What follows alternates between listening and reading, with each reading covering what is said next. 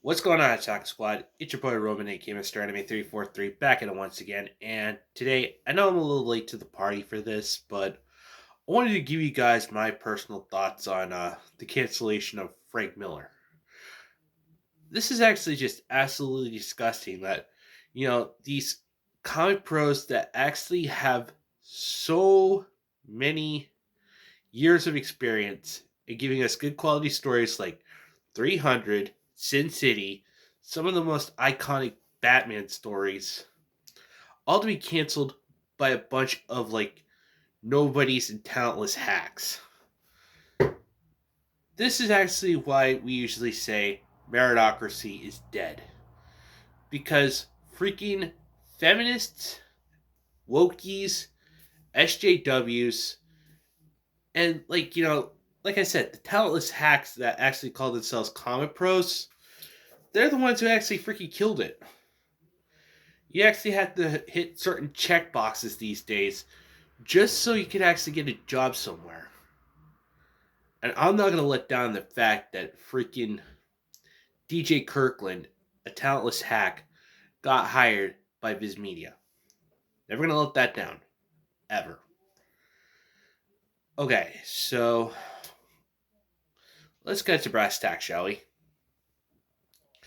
It kind of irks me that all these people say that, oh, we need to actually cancel this person because they're problematic.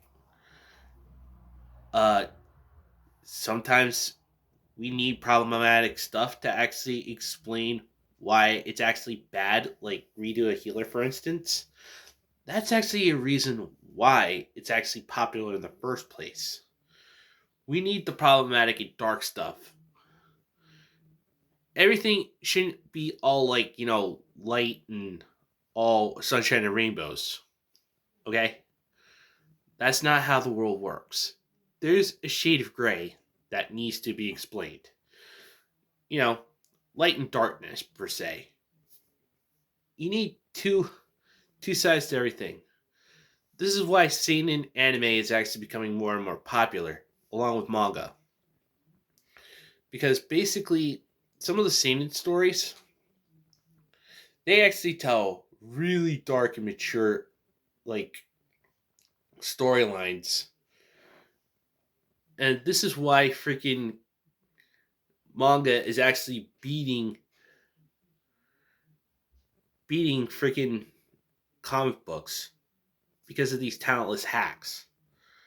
Now, I for one, I really do enjoy some of Frank Miller's stories, but I've only seen the movies of it, like 300, Sin City. Those are two of the most iconic ones that I've actually seen. But I still need to actually find if I can get my hands on either the Sin City graphic novels, some of the Batman Year One graphic novels, anything to actually just show my appreciation and my support for Frank Miller himself. In fact, if these comic pros actually start, pandering the phantom audience per se, and just focus on the fans instead, they wouldn't actually have this issue.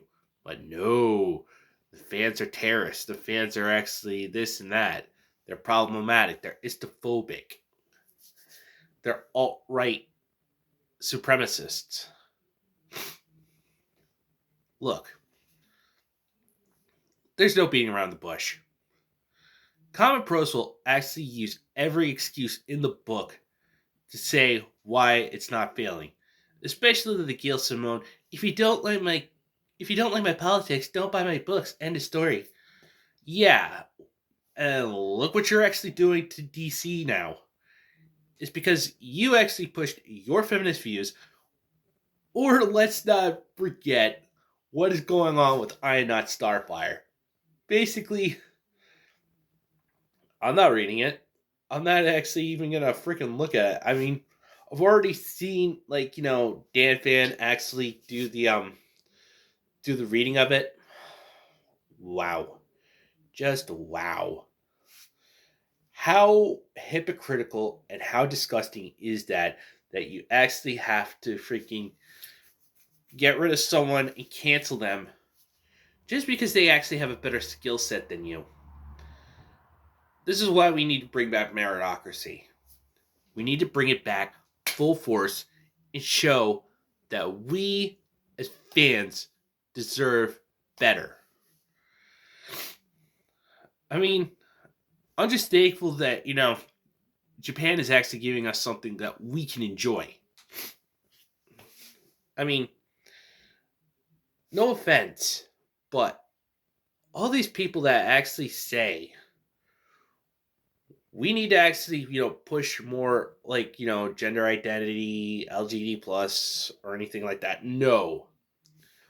All we want in certain entertainment is a good storyline, relatable characters, a little side of fan service every now and then, and also, you know, just a good expansion of the universe.